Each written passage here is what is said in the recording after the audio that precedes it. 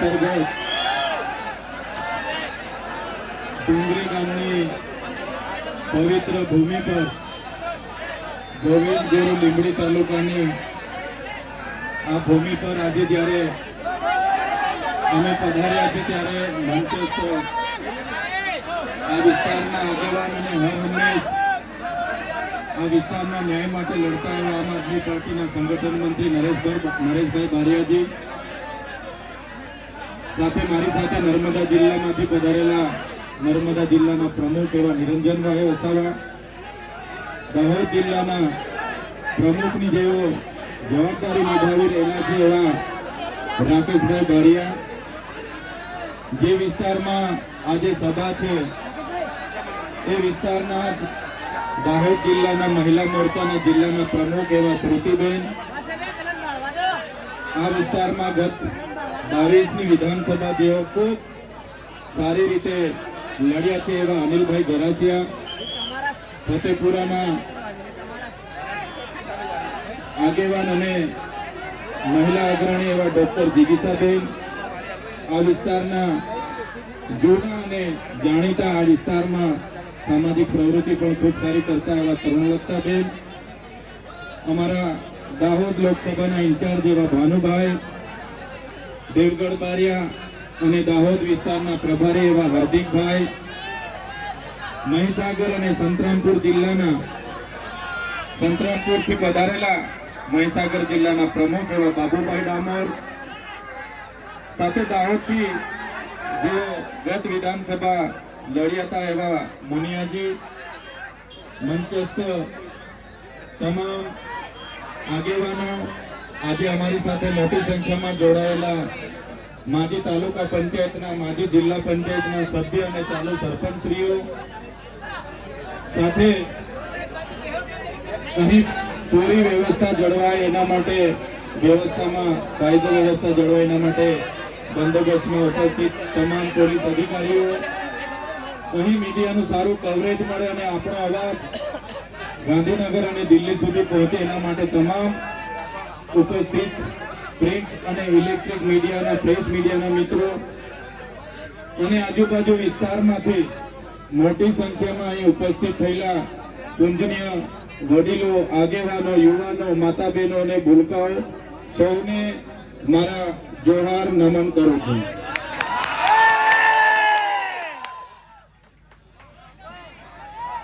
સૌપ્રથમ હું માફી માંગુ છું, અમને ત્યાંથી પધારતા રસ્તામાં ગામડાના લોકો રોડ પર આવીને આરતી અને સ્વાગત કરવા માટે અમને ઉભા રાખતા આવ્યા, એટલે અમે ખૂબ મોડા પહોંચ્યા છે. પણ અહીં આવીને અમે જોયું તો દાહોદના વડીલો, દાહોદના યુવાનો અને માતા બહેનોમાં જે જુસ્સો છે, જે ભાવ છે અમારા માટે, આ તમારો ભાવ, આ તમારી લાગણી, આ તમારો પ્રેમ અમને અવારનવાર આ વિસ્તારમાં ખેંચી લાવે છે. અને આજે અમે આવીને જોયું, વરસાદ છે છતાંય, વ્યવસ્થા નથી છતાંય હજારોની મેદની અહીં આવીને ઉપસ્થિત થયેલી છે. બધાને મેં બે હાથ જોડીને નમન કરું છું, વંદન કરું છું. દાહોદની પ્રજા એટલે આખા રાજ્યમાં, આખા દેશમાં દાહોદનું નામ આવે એટલે જે ઇમારતો છે, એ ચાહે વિધાનસભાની ઇમારત હોય, એ ચાહે સચિવાલયની ઇમારત હોય, એ ચાહે હાઈકોર્ટની ઇમારત હોય, જે પણ ઇમારતો, જે પણ ભવનો, જે પણ આવાસો, જે પણ આજે વિકાસના નામે ગુજરાતમાં બન્યા છે, એના પાયામાં દાહોદના લોકોનો પરસેવો છે અને એ દાહોદના લોકોને મારું સંબોધન કરવાનું છે. ત્યારે મને આનંદ થાય છે કે એ દાહોદની પ્રજાની વચ્ચે છું, જેમની આજે સંઘર્ષની વાતો થાય છે, સાહસની વાતો થાય છે અને દાહોદની પ્રજાની મહેનતની વાતો થાય છે. ત્યારે આ ગુજરાતના વિકાસમાં પાયામાં દાહોદની પ્રજાનો પરસેવો છે, એટલા માટે આજે ગુજરાત વિકાસની પંથે આગળ વધી રહ્યું છે. આઝાદીના 78 વર્ષ થઈ ગયા.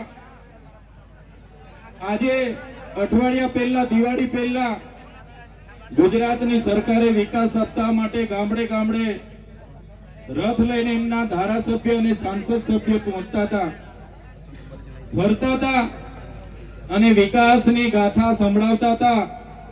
વિકાસની મોટી મોટી વાતો થતી હતી. ત્યારે વિકાસ મહોત્સવ આજે ચાલે છે. એક બાજુ 78 વર્ષનો અમૃત મહોત્સવ ચાલે છે, છતાં આજે એ દાહોદ જિલ્લો હોય કે નર્મદા જિલ્લો હોય, આજે ગુજરાતના અને દેશના અતિ પછાત જિલ્લામાં દાહોદ અને નર્મદા જિલ્લાનું નામ આવે છે. આઝાદીના 78 વર્ષ થઈ ગયા. અમારા દાહોદના લોકોએ આ દેશની, આ ગુજરાતની ઇમારતોમાં પરસેવો પાડ્યો છે. એ જ પ્રકારે નર્મદાના, છોટાઉદેપુરના, મધ્યપ્રદેશના, મહારાષ્ટ્રના લોકોએ નર્મદા ડેમમાં પોતાની જમીનો આપી દીધી. આ વિસ્તારમાં નવા પ્રોજેક્ટો આવે એટલે જમીનો લઈ લેવામાં આવે. કોરિડોરના નામે, સ્ટેચ્યુના નામે, જીએમડીસી ના નામે, જીઆઈડીસી ના નામે, વિકાસના નામે જ્યારે પણ આ વિસ્તારમાં પ્રોજેક્ટો આવે છે ત્યારે મારા આદિવાસી ખેડૂતોની જમીનો સહમતિ વગર લઈ લેવામાં આવે છે. ગ્રામ સભાની સહમતિ નથી પણ લેવામાં આવતી અને બારોબાર જમીનો લેવામાં આવે છે. ત્યારે આજે આખા દેશમાં 40 લાખથી પણ વધારે આદિવાસીઓ વિસ્થાપિત થયા છે. આજે એમના માટે દાહોદ આટલો મોટો જિલ્લો હોય, દેશના વિકાસમાં દાહોદે આટલું મોટું યોગદાન આપ્યું છે, છતાં હમણાં દિવાળી પતી જશે એટલે મારા દાહોદના ભાઈઓ અને બહેનો માથા પર પોટલા અને હાથમાં છોકરા લઈને મજૂરીએ જતા જોઈએ છે. અમે ગાંધીનગરમાં મળે છે, સુરતમાં મળે છે, ભરૂચમાં મળે છે, અમને અંકલેશ્વરમાં મળે છે, વડોદરામાં મળે છે. અમે પૂછીએ, બેન તમે કાના છો? તો કે ભાઈ અમે તો દાહોદ થી છે. નાના નાના છોકરાઓને ત્યાં મજૂરી માટે, મજબૂરી, આ પેટનો ખાડો પૂરવાની મજબૂરી એમને ત્યાં લઈ જાય છે. ત્યારે આ ગુજરાત સરકારને કહીએ છે, આજે તમારો આઝાદીનો 78મો વર્ષ ચાલે છે. તમે અમૃત મહોત્સવ પાછળ અબજો રૂપિયાનો ખર્ચો કરો છો. હમણાં વિકાસ સપ્તાહના નામે તમે આ વિસ્તારોમાં રથ ફેરવતા હતા, એમાં કરોડો રૂપિયાના ખર્ચાઓ કર્યા છે. મનરેગા યોજનામાં દરેક બિનકુશળ શ્રમિકને 100 દિવસ રોજગારી આપવાની વાત હતી. આજે અમારા આદિવાસી વિસ્તારોમાં રોજગારી ન હોવાથી અમારી બેન દીકરીઓ જ્યારે શહેરોમાં જાય છે ત્યાં અમારી બેન દીકરીઓનું શોષણ થાય છે, અન્યાય થાય છે, બળાત્કારો થાય છે. આ મજબૂરી, આ પરિસ્થિતિ પેદા કરનારી આ ભારતીય જનતા પાર્ટીની સરકાર છે. એમને આવનારા દિવસોમાં ઉખાડીને ફેંકી દઈશું. મનરેગામાં કૌભાંડો થયા. અમારા લોકો એક બાજુ રોજગારી માંગે, અમને રોજગારી આપો, રોજગારી આપો, અને આપણા મંત્રીઓના છોકરાઓ રોજગારીના પૈસા પોતાના એજન્સીના ખાતામાં કરોડો રૂપિયા સેરવી લીધા. અહીં એક બાજુ આપણી બહેનો પીવાના પાણી માટે તરસે અને એમના સાંસદ, એમના ધારાસભ્યના લોકોએ નલ સે જલમાં કરોડો રૂપિયાના કૌભાંડો કરી લીધા. અહીંયા દાહોદમાં આપણા મૂળ માલિકોની જે જમીનો હતી એ જમીનો ખોટા દસ્તાવેજો ઉભા કરીને કેટલાક અધિકારીઓ અને નેતાઓએ બારોબાર વેચી દીધી. ત્યારે મારા યુવાનોને, મારા વડીલોને આહવાન કરું છું, મેં આવનારી ચૂંટણીમાં એ લોકોને તમારે આનો જવાબ, ઈંટનો જવાબ પથ્થરથી આપવાનો છે. ઈંટનો જવાબ પથ્થરથી આપવાનો છે. જંગલ ખાતામાં ગયા વર્ષે 100 કરોડનું દાહોદનું કૌભાંડ થયું. ગુજરાત પેટર્નમાં કૌભાંડ થયું. આદિ આદર્શ ગ્રામમાં 100 કરોડ રૂપિયા દાહોદમાં આવ્યા, એનું કૌભાંડ થયું. દરેક વખતે અમે દાહોદ આવીને મીડિયા મિત્રોને જણાવ્યું કે દાહોદના લોકો સાથે આટલી બધી અન્યાય કેમ? ત્યારે આ વિસ્તારના સાંસદોના નામ આવે અને તપાસ બંધ થઈ જાય. આ વિસ્તારના ધારાસભ્યોના નામ આવે અને તપાસ બંધ થઈ જાય, આ વિસ્તારના મંત્રીઓના નામ આવે અને તપાસ બંધ થઈ જાય. હવે સરકારો મંત્રીમંડળ બદલી રહી છે, પણ અમારી પ્રજા આવનારા દિવસોમાં તમારી સરકાર બદલી નાખવાની છે. મંત્રીમંડળ બદલવાની જરૂર નથી, તમારી માનસિકતા બદલો. અમારા વડીલોની કહેવત છે, ભેંસ ઓછું દૂધ આપે તો ભેંસના ખીલા નથી બદલાતા, ભેંસ બદલી નાખવી પડે છે અમારે. ત્યારે તમે જોયું હશે મનરેગાનું કૌભાંડ આપણે બહાર પાડ્યું, નકલી કચેરી અહીંયા સિંચાઈની બોડેલીમાં આપણે બહાર પાડી, ટેટ પાસ ઉમેદવારો માટે આપણે અહીંયા રેલીઓ કરી, પોસ્ટ મેટ્રિક શિષ્યવૃત્તિ બંધ કરી દેવામાં આવી. આપણા બાળકો ઉચ્ચ અભ્યાસ માટે વર્ષોથી પોસ્ટ મેટ્રિક શિષ્યવૃત્તિ મળતી હતી, જેના આધારે આપણા યુવાન અને યુવતીઓ મેડિકલમાં જતા, જીએનએમ માં જતા, ફાર્મસીમાં જતા, બીએસસી માં જતા, ડિપ્લોમા કરતા, ડિગ્રી કરતા. અને આ સરકારે 28/10/2024 ના રોજ શિષ્યવૃત્તિ બંધ કરી 5000 વિદ્યાર્થીઓને લઈને અમે વિધાનસભાનો ઘેરાવો કર્યો. ત્યારે આ વિસ્તારનો એક પણ ધારાસભ્ય આપણા બાળકો માટે એક શબ્દ બોલવા તૈયાર નહોતો. અને વિધાનસભાના ઘેરાવા પછી બિરસા મુંડા ભવનનો ઘેરાવો કર્યો. વિધાનસભામાં સરકાર સામે મારે લડાઈ થઈ, ગૃહમાં મને એક દિવસ માટે સસ્પેન્ડ કરવો પડ્યો. એમણે મને સસ્પેન્ડ કર્યો, પણ અમે વિદ્યાર્થીનો મોરચો લઈને જે પ્રકારે વિધાનસભામાં પહોંચ્યા, આ સરકારને નમતું જોખવું પડ્યું અને શિષ્યવૃત્તિ ફરી ચાલુ કરી. જ્યારે ટેટ પાસ ઉમેદવારોની ભરતીનો મામલો હતો, ત્યારે પણ આ વિસ્તારોમાં રેલી કરી. જ્યારે જૂની પ્રાથમિક શાળાઓ, સરકારી શાળાઓ બંધ કરવાનો પરિપત્ર મળ્યો, ત્યારે પણ આ વિસ્તારોમાં રેલી કરી હતી. આજે શાળાઓમાં શિક્ષકો નથી, આજે આંગણવાડીના ઓરડા નથી, આજે સસ્તા અનાજની દુકાનોમાં કૌભાંડો થાય છે, આજે બહારના કોન્ટ્રાક્ટો બધા કામો લઈ જાય છે, એનજીઓ એથી ગ્રાન્ટ લઈ જાય છે. આજે સૌથી વધારે કુપોષણથી પીડાતા બાળકોની સંખ્યા આપણા દાહોદમાં છે. ત્યારે અનેકવાર સરકારને એનું વાસ્તવિક ચિત્ર બતાવીએ છીએ કે અમારા આદિવાસી સમાજનો હજુ વિકાસ નથી થયો. એમના પ્રભારી મંત્રીઓ, એમના સાંસદો, એમના ધારાસભ્યો એમના માણસોને સાથે રાખીને કરોડો રૂપિયાના કૌભાંડો કરે છે. ત્યારે તમે જોયું હશે કે આ ચૈતર વસાવા અવારનવાર અમારા સરકાર સામે બોલે છે, અમને ચેલેન્જ કરે છે. એ ચૈતર વસાવાને અમે ફિટ કરીશું એવી ચીમકીઓ મને મળતી હતી, અને તમે જોયું હશે કે મને ખોટા કેસમાં જેલમાં મોકલી આપવામાં આવ્યો.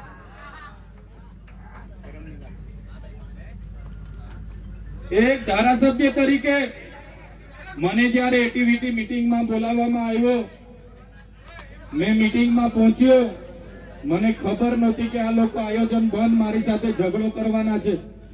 પ્રાંત અધિકારી, 2 મામલતદાર સાહેબો, 2 ટીડીઓ અને અમે બેઠા. તાલુકાના પ્રમુખોએ બજારમાંથી કોન્ટ્રાક્ટરોને સભ્ય બનાવ્યા. મેં કીધું આ વિસ્તાર આદિવાસી સમાજનો 97% વસ્તી હોય, આ ગ્રાન્ટ અમે બહારના કોન્ટ્રાક્ટરોને આપીશું નહીં. બસ આટલી વાતમાં બોલાચાલી કરી, ઝપાઝપી કરી, અને 5 મિનિટમાં સાંસદ આખું ટોળું લઈને આવી ગયા. અને થોડી જ વારમાં આખી જિલ્લા પોલીસ આવી ગઈ. તમે જોયું હશે, એક ધારાસભ્ય તરીકે કોઈ વાક ન હોવા છતાં મને ધરપકડ કરી લેવામાં આવી, ધક્કામુક્કી કરવામાં આવી. મારો પરિવાર મળવા માટે આવ્યો, મારા આગેવાનો મળવા માટે આવ્યા, પણ મુલાકાત નહીં આપી. તાત્કાલિક ધોરણે કોઈ બનાવ વગર મને ધરપકડ કરી, ઘસડીને જીપમાં ભરી લેવામાં આવ્યો. રાજપીપળા એક નાઈટ જૂની જેલ બજારમાં છે ત્યાં રાખવામાં આવ્યો. મારા આગેવાનો, મારા પરિવાર વાળા રાતે જમવાનું લઈને આવ્યા, કપડા લઈને આવ્યા, પણ પોલીસ અધિકારીઓ પર સરકારનું દબાણ, ભાજપના નેતાઓનું દબાણ, આખી રાત એ લોકો ઉભા રહ્યા પણ કપડા અને જમવાનું આપવા નહીં દીધું.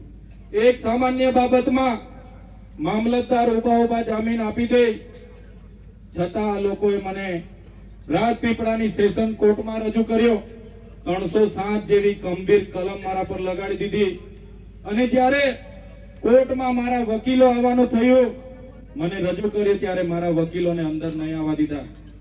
પોલીસ પર ભાજપના નેતાઓનું દબાણ, સરકારનું દબાણ, એમના ગૃહમંત્રીનું દબાણ, અને મારા જામીન રદ થયા.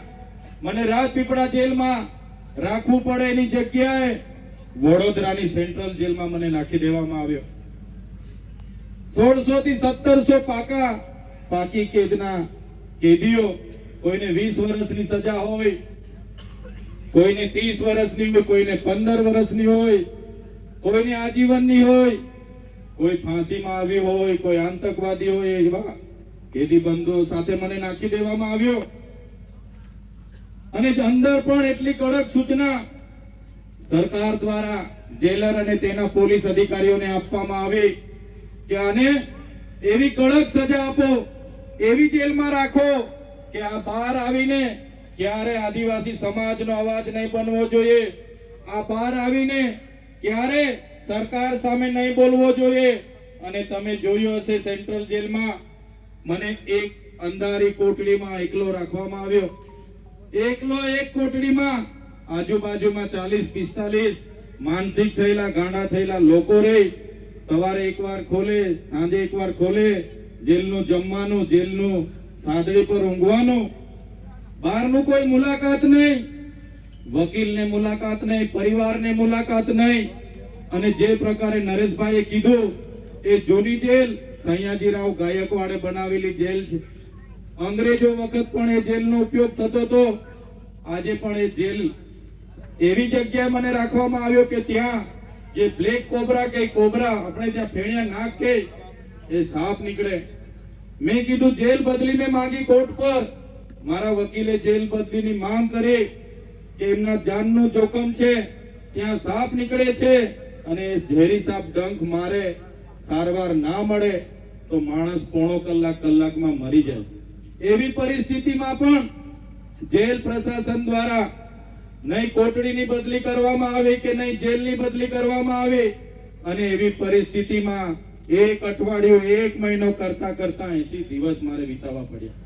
સાથીઓ, હું જેલથી ડરતો નથી, પણ જ્યારે કોઈ વાક વગર, ગુના વગર આપણને જેલ જ્યારે સરકાર કરાવતી હોય ત્યારે આપણને દુઃખ થાય છે. આવી પરિસ્થિતિમાં 80 દિવસ બાદ મને એક સિપાહી આવ્યા. એમણે કીધું, ચૈતરભાઈ, તમારો ઓર્ડર આવી ગયો છે, તૈયાર થઈ જાઓ, તમને તમારો પરિવાર લેવા આવ્યો છે. હું ત્યાંથી જેલમાંથી માંડ 9:30 વાગે સવારે બહાર નીકળ્યો. અને બહાર આવતાની સાથે જ મારા આગેવાનો, મારા વકીલોએ કીધું, ચૈતરભાઈ, માંડ અમે જામીન કરાવ્યા છે, તારીખ પર તારીખ, તારીખ પર તારીખ, તારીખ પર તારીખ હતી અને જામીન તમને શરતી મળ્યા છે. ત્યારે નામદાર હાઈકોર્ટમાં સરકાર દ્વારા, એમના પોલીસ અધિકારીઓ દ્વારા ખોટા એફિડેવિટો રજૂ કરવામાં આવ્યા અને કહેવામાં આવ્યું, આ માથા ભારે માણસ છે, એને આદિવાસી વિસ્તારમાં રહેવા નહીં દેવાય. અને મારે જે જામીન થયા એ જામીનમાં શરતી જામીન આપવામાં આવ્યા કે ડેડિયાપાડાની હદમાં મારે પ્રવેશ નહીં કરવાનો.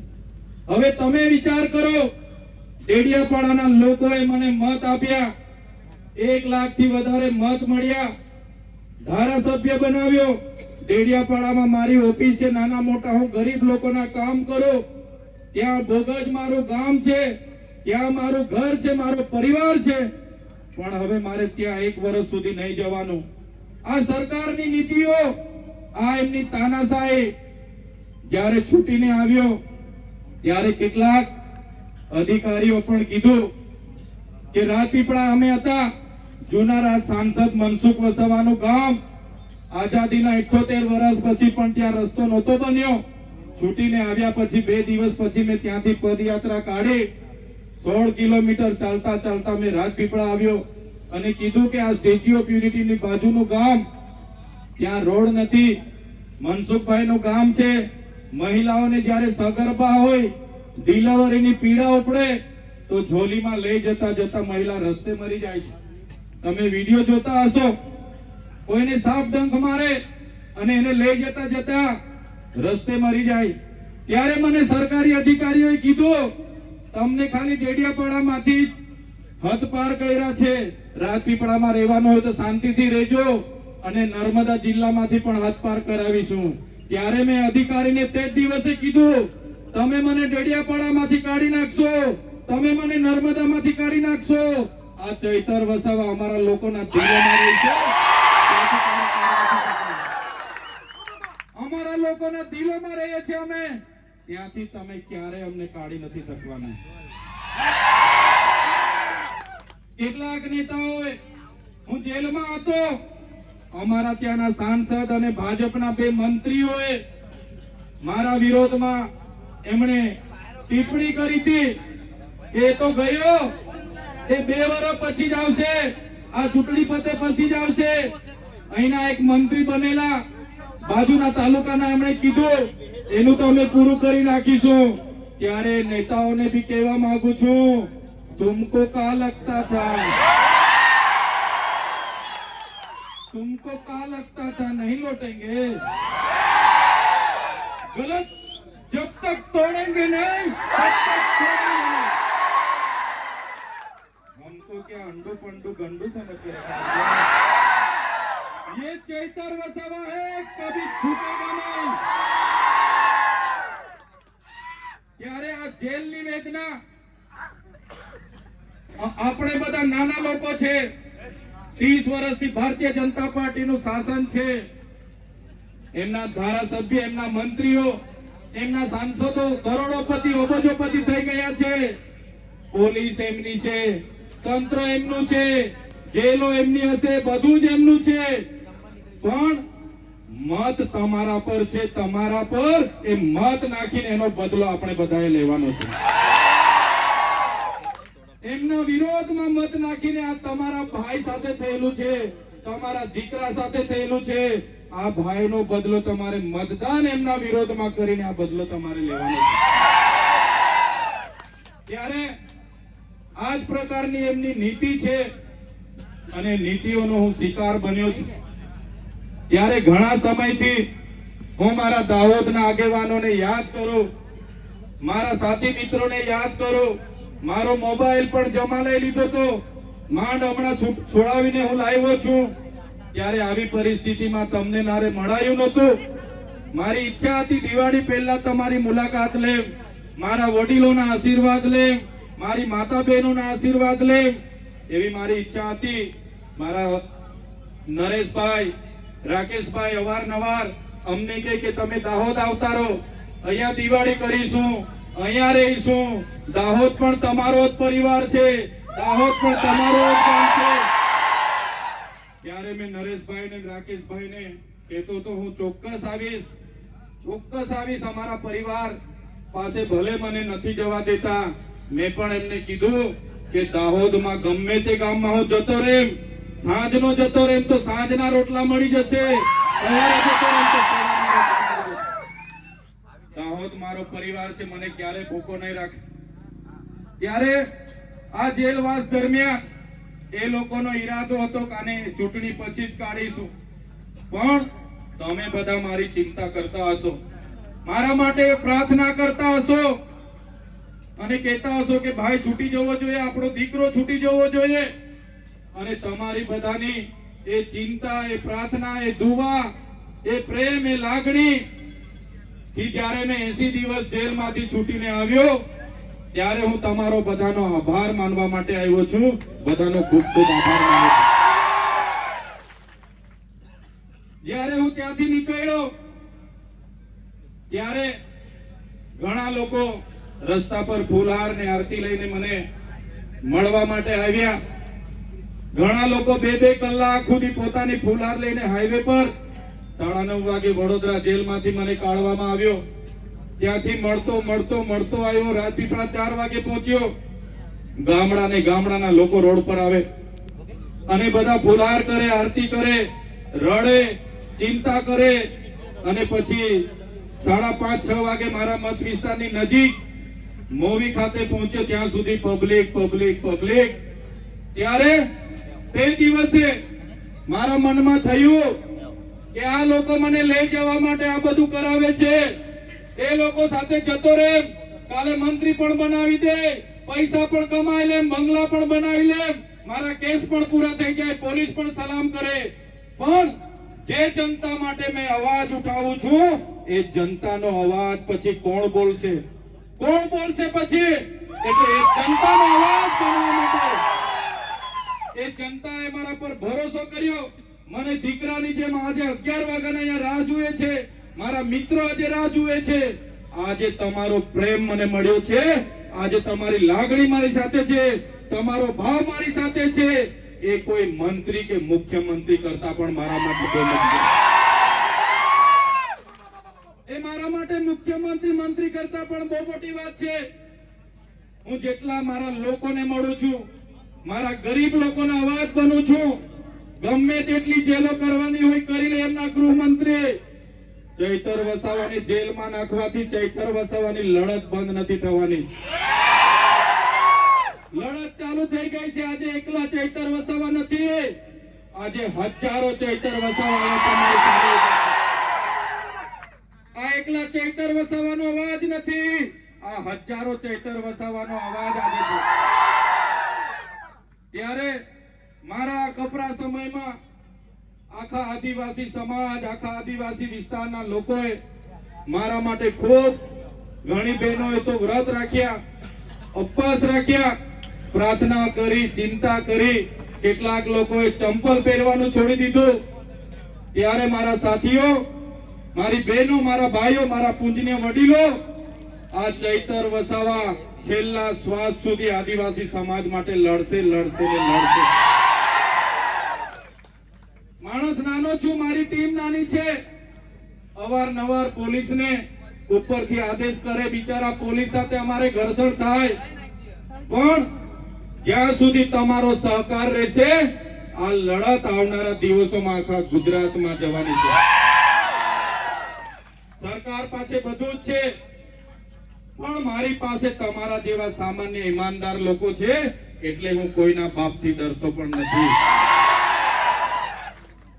ત્યારે વધારે વિશેષ નથી કહેતા, હું તમને અપીલ કરવા માટે આવ્યો છું. હવે ગુજરાતમાં 30 વર્ષ ભારતીય જનતા પાર્ટીને આપણે આપ્યા છે.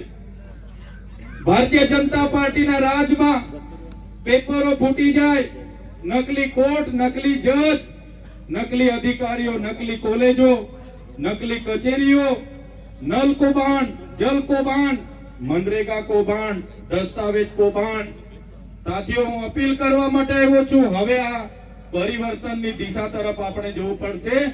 આવનારી તાલુકા જિલ્લામાં લડવા માટે તમારે તૈયાર થઈ જવું પડશે. બસ તમે લડવા માટે તૈયાર થઈ જાઓ. જે લોકો લોકોની સેવા માટે કામ કરવા માંગે છે, જાહેર જીવનમાં આવવા માંગે છે, એવા તમામ યુવાનો, તમામ વડીલો, આપણે રાજ સત્તામાં આવવું પડશે. રાજ સત્તાની ખુરશી આપણે ખોચી લેવી પડશે. અને જે દિવસે મારો સમાજ, મારો યુવાન, મારા વડીલો જે દિવસે સત્તામાં આવશે, તે દિવસે ભારતીય જનતા પાર્ટી અહીંયાના કોઈ જગ્યા દેખાવા નથી. તૈયાર થઈ જાઓ. તાલુકા, જિલ્લા પંચાયતોમાં લડવાનું છે તમારે. આજે હું એકલો પડું છું વિધાનસભામાં. આવનારા દિવસોમાં દાહોદની 6 વિધાનસભા તમારે જીતાડવાની છે. જે તમારા ધારાસભ્ય ત્યાં બેસે છે, એમની સરકાર ઊંચી આંગળી કરવાનું કહે તો ઊંચી આંગળી કરે, નીચી કરવાનું કહે તો નીચી કરે. એવા નેતાઓની આપણે જરૂર નથી. આપણા અધિકારોની વાત કરે. નેતાને તમારે તાલુકા, જિલ્લા અને વિધાનસભામાં મોકલવાના છે. ત્યારે આજે વધારે વિશેષ વાત હું નથી કરતો, પણ જે તમારો ભાવ છે, તમારો જે પ્રેમ છે, અમારા માટે તમે આખો દિવસ કોઈ ખાધું નહીં ખાધું, સવારના તમારા ખર્ચે અહીંયા આવી ગયા હતા. તમામ વડીલોનો, તમામ માતા બહેનોનો, મારા યુવાન મિત્રોનો, સાથે સાથે અહીંયા ઉપસ્થિત મીડિયા મિત્રો, પોલીસ અધિકારી મિત્રો અને તમામ વ્યવસ્થા કરનારા તમામ લોકોનો આજના પ્રસંગે અહીં અમને આમંત્રિત કરી, અમારું સ્વાગત કર્યું, સન્માન કર્યું. અમને માન આપ્યું, અમને શાંતિથી સાંભળ્યા છે, એ બદલ તમામ લોકોનો ખૂબ ખૂબ આભાર માનીને વિનમું છું. જય આદિવાસી, જય જોહાર.